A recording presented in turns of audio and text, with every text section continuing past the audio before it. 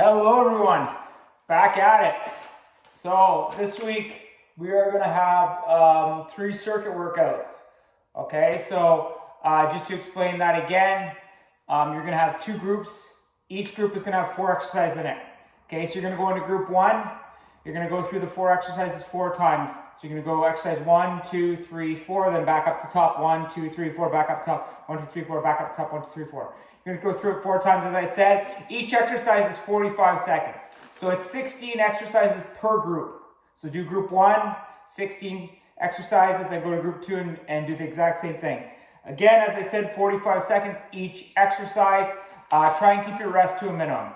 Obviously, as we've said in the past, don't sacrifice form and technique for speed. So I'd rather you take that time to rest and cool down, rest and recover, as opposed to quickly running through them. Keep track of your rest times when you take it and how many you take, and then try and better that the next time. All right, so for our first workout, in group 1, we're gonna have shoulder taps and a push-up. You're gonna do tap both shoulders, go down to a push-up, repeat. Kneel down, get up. You're gonna alternate the knee you get back up with.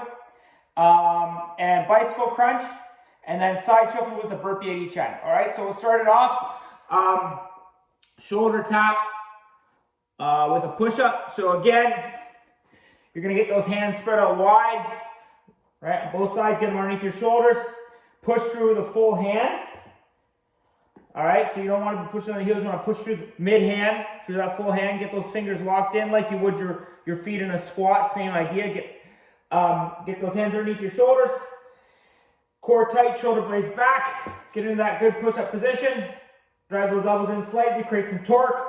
All right, and you're gonna go shoulder tap, push-up. Shoulder tap, push-up. Okay, if you want to go a little wide with your feet, that's fine to give you some stability when you lift that arm up. Totally fine. Okay, if you're gonna do it from your knees, remember create that straight line.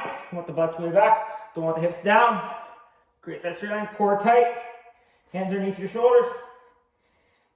Shoulder tap, push up. Keep those toes locked down. Okay, so that's your shoulder taps and push ups. Next one is a kneel down, get up. Okay, so you're gonna get down into your squat position. You're gonna go down with the knee, down, up, and then you're gonna alternate. Down, up. Keep that trunk upright. Okay, don't get hunched over. Shoulder back, core tight. Down, up. Okay, so that's it. Just keep in your mind alternating that knee you go down with and get back up with. All right, so that's kneel down get ups. Next one is a bicycle crunch. So you're gonna get down, you're gonna bring that opposite knee, opposite elbow. Okay, core tight. All right, and that's your bicycle abs. And then side shuffles with a burpee on each end. So if you have the space, do 5 side shuffles one way, 5 side shuffles back. If you don't, just use your mat. Okay, so you're gonna stay low, right? You're gonna shuffle across, down into a burpee, back up, shuffle across, another burpee, back up, shuffle across. Okay, now if you want to go down your knees for a push-up, that's fine as well. You can stay low, down on my knees, back up, down on my knees, back up. Okay, so instead of jumping up it on a regular burpee, you're going to side shuffle across and then go down to your push-up, back up, side shuffle, down to your push-up. Okay, so that's group 1. Again, shoulder taps with a push-up, kneel down, get up, bicycle crunch, and side shuffle with a burpee. After we've run through those 4 times, we're going to go to group 2. Group 2 is an up and down plank, a lunge jump, flutter kicks, and toe touch step-ups. Now, you can kind of see my bench I have here for toe touch step-ups. That can be a bench, a stair, anything of this height with stability. Okay? If it's a little bit higher, that's okay too. Coffee table, you might be getting a little too high for a toe touch step up. But something of this height, stair height, a little bit taller is okay. All right, so up and down planks. Again, fingers out wide. All right, same routine every single time. Hands underneath your shoulders. Core tight, shoulder blades back like you're holding tennis ball between your shoulder blades. Okay, get up in that good plank position, right? Not butt up, not butt down. And you're gonna go down to an elbow, up, up. Okay, so now I did my right first, and I'm gonna go with my left. Okay, so you're gonna try and alternate. And that's it. Make sure when you reset that your hands go back underneath your shoulders. Sometimes when I do this, they start to track, my hands start to track out a little bit. Try and keep them back underneath your shoulder. You take some stress off those areas that you don't need to have stress. Okay, so that's up and down planks. Lunge jumps. Okay, lunge jumps. You're gonna have feet shoulder width apart. You can start with whatever leg you want. I start with my left. I'm left-handed. Usually that is usually your dominant side. But totally your choice. Okay, so feet about shoulder width apart. You can see width is about shoulder width. You're gonna get that front foot locked in, toe locked in, back heel locked in. Knees gonna track over your toe or slightly out. You don't want it tracking in. Okay, so a lot of that comes out of your foot pressure, right? If you have a horrible foot pressure, you're gonna get that cave in, right? Get that big toe locked in, get that heel locked in.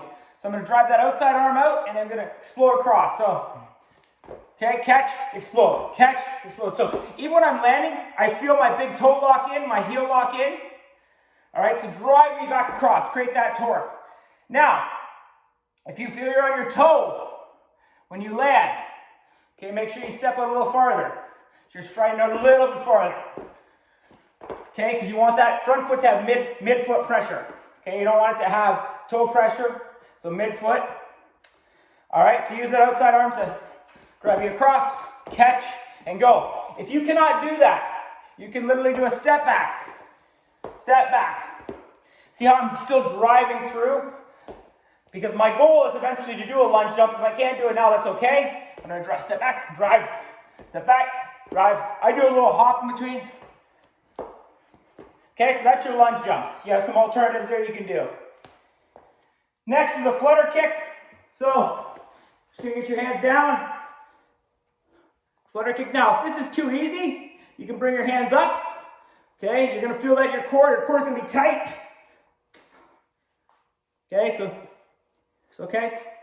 Here's next hardest. Now, if you can't do that, what you can do is lay on your back, elbows down, and do the exact same thing, right? You're taking less pressure off that core because now your hinge point is a little bit longer. You're laying down, you got more contact with the ground. Okay, so it'll take less stress off the core. So this is possible as well. If you can't do the other two, lay down, flutter kicks, but ideal, okay as well. All right, next is a toe touch step up. You see I got my box here. As I said, stair, box, something of that height of stability. If you have something else, by all means utilize it. Just make sure it's a stable surface. All right, so you're gonna drive up. You're gonna be able to shoulder width apart as well. I start with the foot up. Same as the idea as a lunge jump. I'm touching, touch. So I'm pumping my arms. Same idea. When that arm comes back, it's gonna drive me up through. So I'm cushioning slightly when I'm landing on that box as well. So I'm not landing solid. You don't hear that, right? I'm gonna cushion with that front leg slightly and drive off my back. Okay, so I'm gonna drive, drive, drive. So that back leg, you're gonna end up on your toe, right? It's gonna use that cushion as well. So you're gonna drive, drive, okay. Catch slightly on the top, cushion. All right, so that's your toe touch step ups. Obviously, speed is important, really driving through, getting that heart rate up, but obviously don't focus on that as much as you are technique where you're cushioning because you don't want that hard compression. All right, so that is group 2. You got up and down planks, lunge jumps, flutter kicks, and toe touch step ups. All right, so that's your 2 groups for exercise 1 of the week. If you have any questions, let me know.